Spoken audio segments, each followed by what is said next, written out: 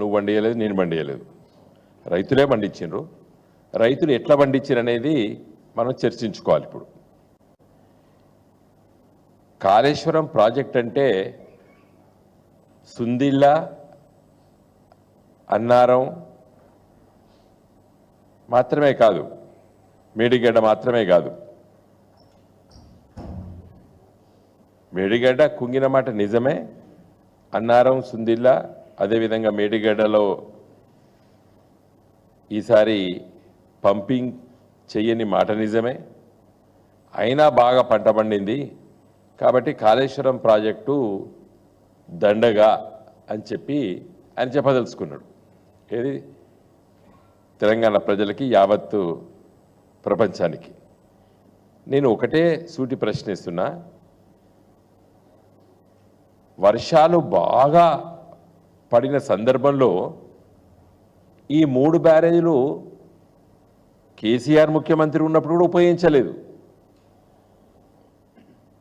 కేసీఆర్ గారు ముఖ్యమంత్రి ఉన్నప్పుడు కూడా బాగా వర్షాలు పడ్డప్పుడు ఈ 3 బ్యారేజీలు ఉపయోగించలేదు, పంపులు ఆన్ చేయలేదు.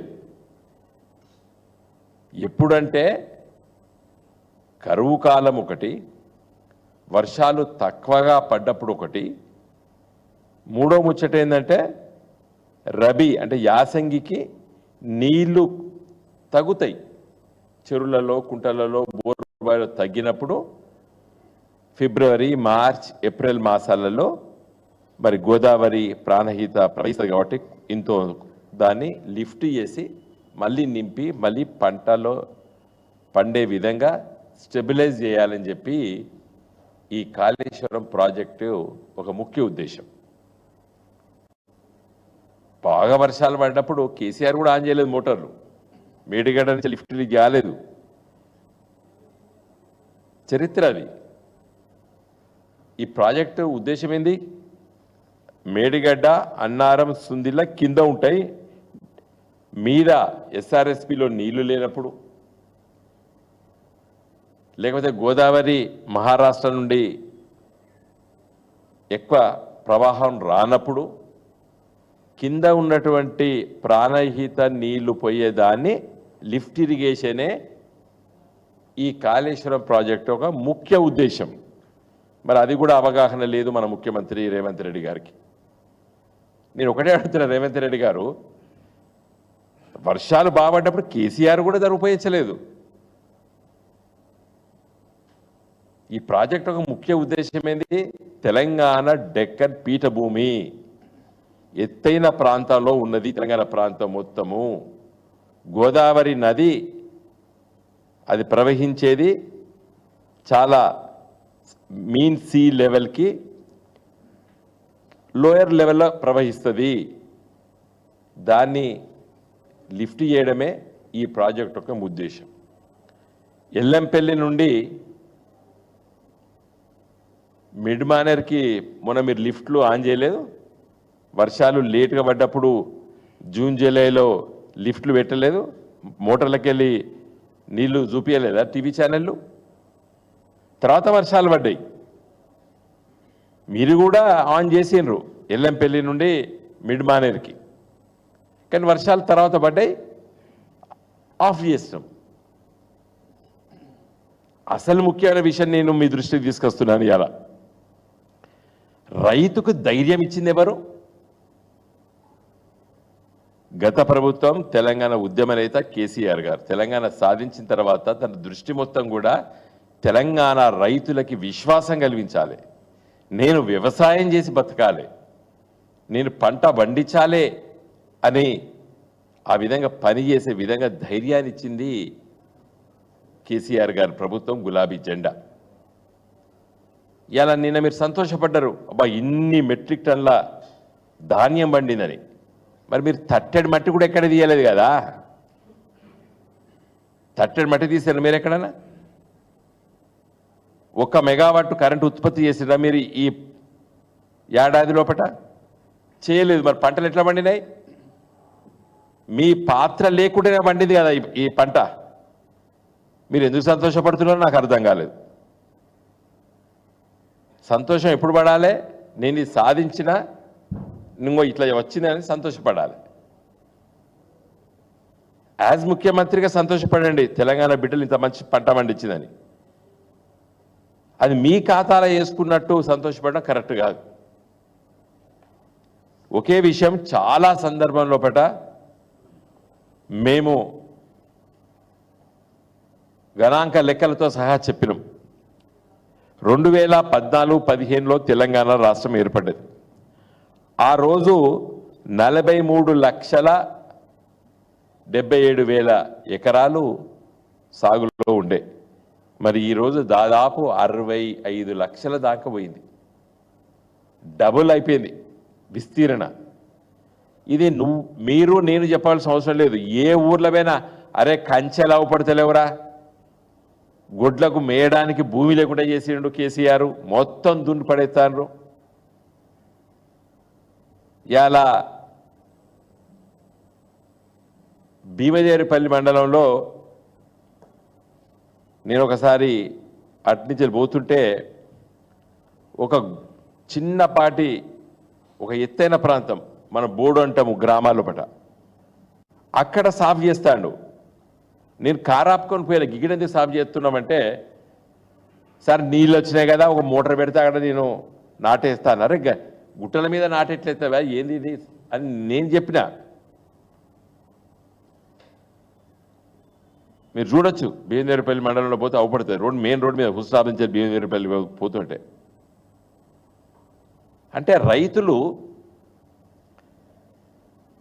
అప్పటి వారికి ఉపయోగించని భూములన్నిటిని కూడా సాగులోకి తీసుకొచ్చినటువంటి విషయాన్ని, అది పెద్ద గణాంక లెక్కలు ఇలాంటి లెక్కలు చెప్పాల్సిన అవసరం లేదు. ఏ ఊర్లో పోయినా ఎవరిని కదిలిచినా చెప్తాడు. ఇవాళ మా ఊర్లే మరి మేము సాగు చేసుకోవడానికి మరి ట్రాక్టర్లు పెట్టిండ్రు, డోజర్లు పెట్టిండ్రు, సాఫ్ చేసిండ్రు. ఇన్ని లక్షల ఎకరాలు సాగులోకి తీసుకొచ్చారు. ఈ ధైర్యం ఎక్కడిది? కేసీఆర్ గారు కాళేశ్వరం ప్రాజెక్ట్ కట్టిండు, రేపు మాకు నీళ్ళు వస్తాయి అనే విశ్వాసం కలిగించాడు.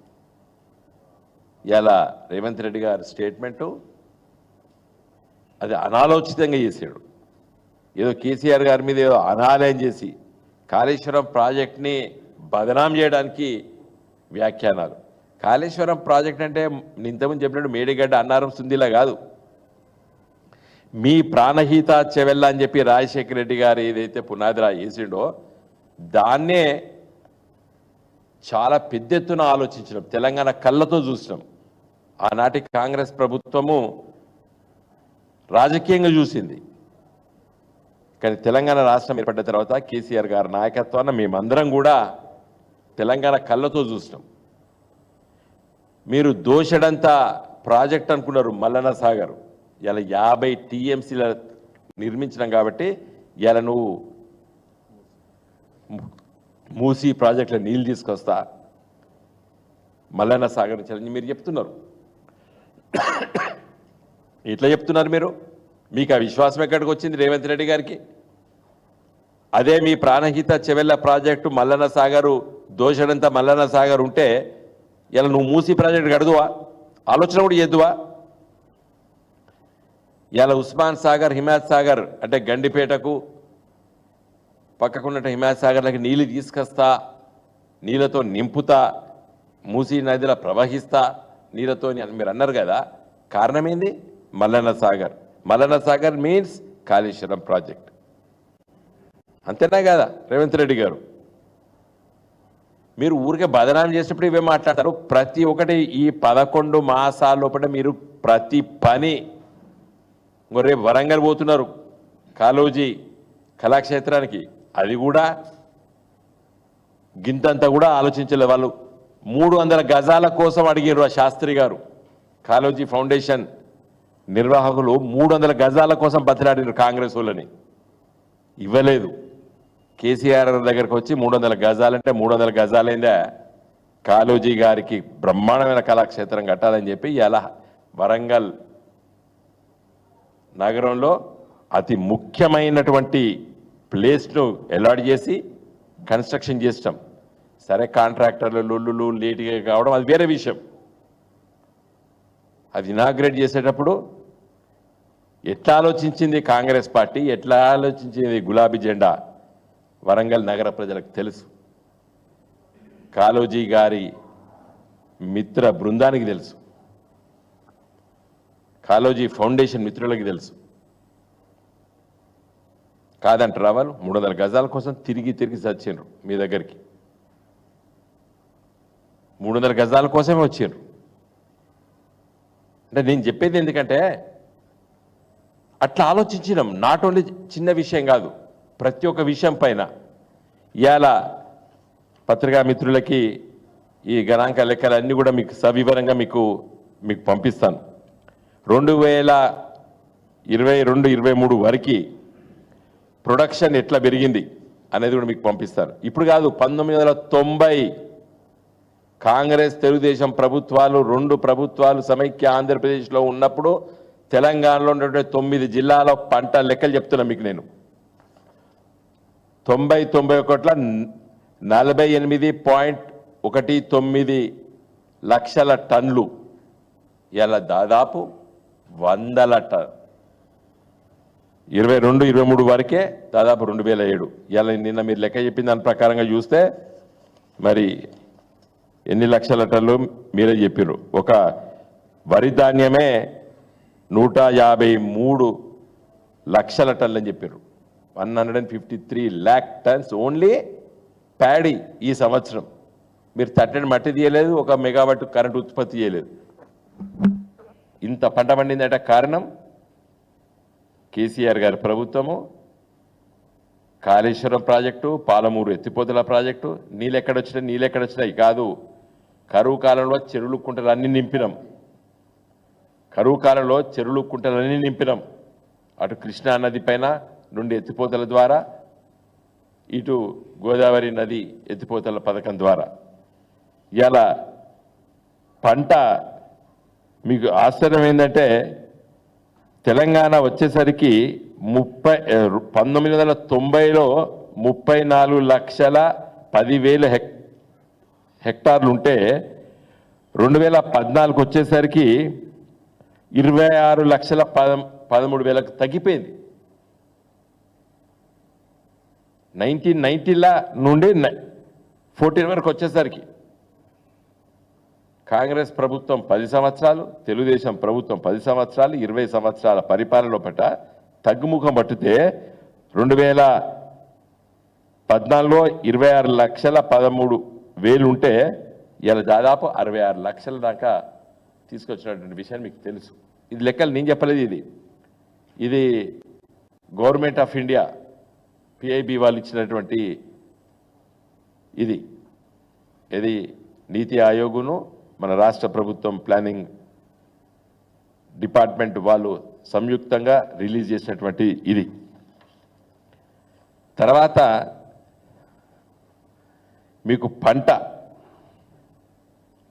దాదాపు దాదాపు ఇంకెక్కువ, డబల్ కంటే ఎక్కువ పంట 2014-15లో 232 లక్షల మెట్రిక్ టన్నులు ఉంటే అది 2021 వరకే 326. అంటే బాగా విపరీతంగా పెరిగింది. దాదాపు మరి వరి ధాన్యము, పత్తి, మొక్కజొన్న ఈ 3 పంటల 80% ఉంటాయి. విపరీతమైనటువంటి పంటలు వండినని చెప్పేటువంటి విశ్వాసం ఆ రోజు మన రాష్ట్ర ప్రభుత్వం డిపార్ట్మెంటు, ప్లానింగ్ డిపార్ట్మెంటు, వ్యవసాయ డిపార్ట్మెంటు, కేంద్ర ప్రభుత్వంలో ఉన్నటువంటి మరి అగ్రికల్చర్ డిపార్ట్మెంటు సంయుక్తంగా రిలీజ్ చేసినటువంటి విషయాన్ని నేను మీకు రిలీజ్ చేయబోతున్నాను. నిన్న ఒక పత్రికలో రాశారు, సాగు ధాన్యం దిగుబడిలో దేశంలో రికార్డు, బోనస్తోనే సన్నాల సాగు పైకి మొత్తం 8 లక్షలు పెరిగింది. రేవంత్ రెడ్డి గారి స్టేట్మెంటు. ఏది కాళేశ్వరం లేకున్నా, నేను మళ్ళీ చెప్తున్నా, వర్షాలు బాగుపడ్డప్పుడు కేసీఆర్ కూడా ఆన్ చేయలేదు పంపులు కాళేశ్వరం. నువ్వు కొత్తగా చెప్పేది ఏంది ముచ్చట, బదనాం చేయడానికి తప్పితే. తర్వాత అసలు రైతుకి ఎట్లా విశ్వాసం వచ్చింది? రైతు బంధు తెలంగాణలో పట రోహిణి కార్తీ అంటే మే చివరి వారంలో వస్తుంది. రోహిణి కార్తీ విపరీతమైన ఎండలు ఉంటాయి, రోకళ్ళు కూడా బలుగెత్తాయి. రోహిణి కార్తీలోనే సామెత ఉండదు తెలంగాణలో. రోకళ్ళు కూడా పగులుతాయి, అంత ఎండ ఉంటుంది, రోహిణి కార్తెలు అంటారు. కానీ రోహిణి కార్తె ఒక్కటే 2-3 రోజులు కూడా చేంజ్ అయిపోతుంది. తొలకని జల్లులు పడతాయి వర్షాలు. రైతు బిక్కు బిక్కు అనుకుంటా పైసల కోసం ఆసాముల దగ్గర తిరుగుతాడు, ఆ ఊర్లో ఉన్నటువంటి పెద్ద రైతుల దగ్గరికి, లేకపోతే అర్తిదారి దగ్గర పోతాడు, లేకపోతే ఆ దగ్గర ఉన్నటువంటి మండల కేంద్రానికో లేకపోతే మార్కెట్ అర్తిదారులు ఉంటారు, వాళ్ళ దగ్గర పోయి డబ్బులు అడకొచ్చుకొని విత్తనాలకి, ఒక యూరియా బస్తకి, ఒక డిఏకి బస్తకి తిరుగుతూ అంటాడు, బిక్కు బిక్కుమని తిరుగుతూ అంటాడు. ఇది వద్దు అని ప్రపంచంలో మొదటిసారి తీసుకొచ్చిన స్కీము రైతు బంధు. ఇలా రైతు ఇంత పంట బాగా పండించిండు, కేసీఆర్ ప్రోద్బల్యం లేదు, రైతులు పండించిండు, ఘనత రైతులని చెప్పి రేవంత్ రెడ్డి గారు అంటారు కదా. రైతు ఈ ధైర్యాన్ని ఇచ్చినోడు ఎవడు? మోడీ గారు కూడా దీన్ని అనుకరించిండు, మహారాష్ట్ర ప్రభుత్వం అనుకరించింది.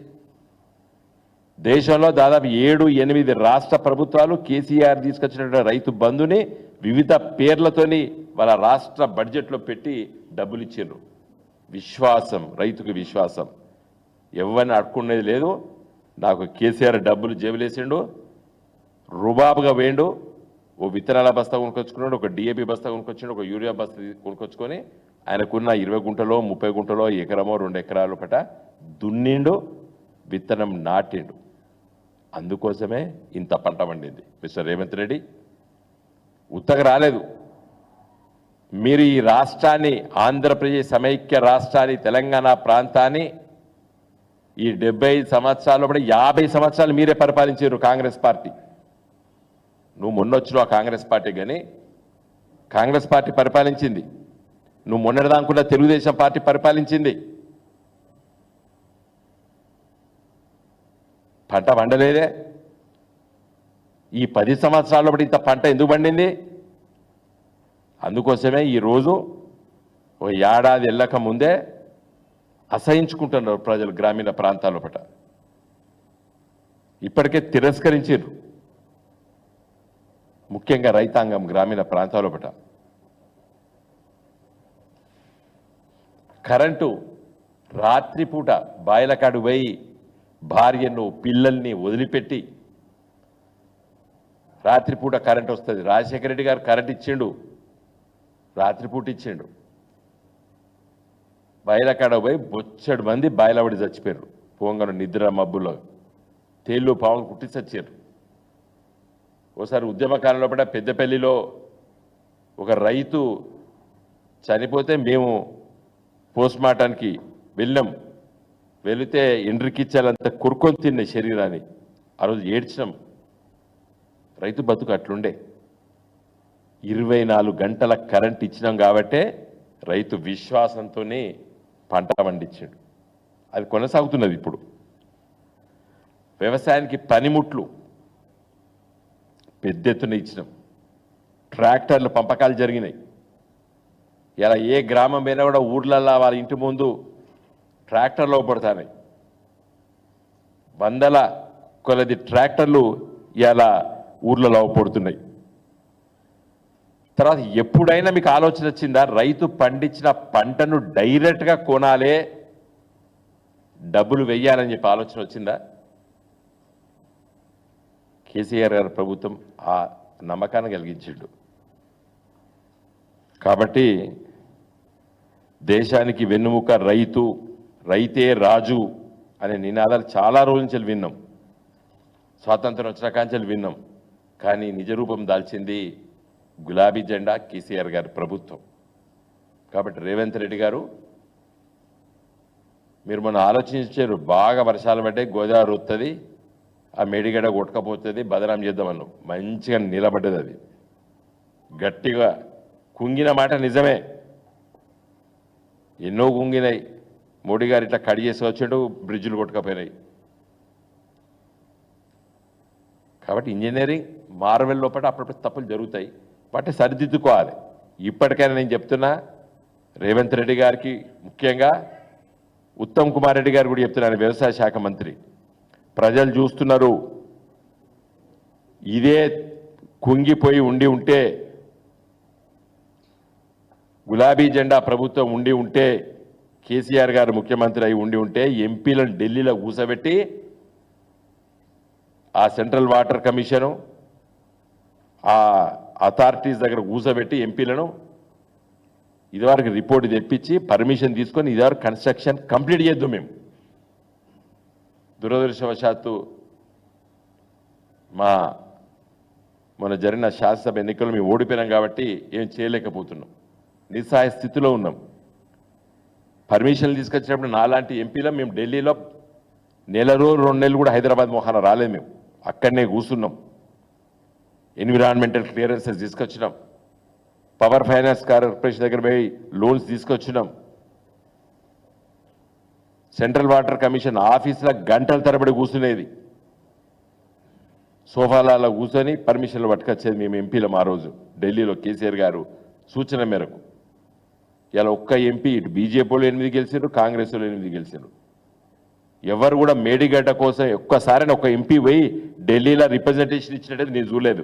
పత్రికా విలేకరులారా మీరు చెప్పాలి, ఒక్క ఎంపీ బీజేపీ 8 మంది ఎంపీలు, కాంగ్రెస్ 8 మంది ఎంపీలు గెలిచింది కదా తెలంగాణలో. ఈ ఏడాది లోపల మేడిగడ్డ ప్రాజెక్టు పునర్నిర్మాణానికి ఆ కుంగిన దాన్ని మేము రిపేర్ చేసుకుంటాం, తొందరగా పర్మిషన్ ఇవ్వనండి ఒక్క ఎంపీ అని పోయిందండి. సంబంధిత అధికారుల దగ్గరికి ఢిల్లీలో వీళ్ళకి ఎక్కడికి న్యాయం ఉన్నదండి, ఎక్కడ అడిగే హక్కు ఉన్నది? కాబట్టి దయచేసి నేను ఈ పత్రికా మిత్రులతో మాట్లాడే సందర్భంలో ఒకటే కోరుతున్నా, తెలంగాణ ప్రజలు చాలా స్పష్టంగా ఉన్నారు, వాళ్ళకి అన్ని విషయాలు తెలుసు. ఒకటే కోరుతున్నా నేను, ఇలాంటి అబాండాలు మానుకో రేవంత్ రెడ్డి గారని చెప్పదలుచుకున్నాను. జై తెలంగాణ.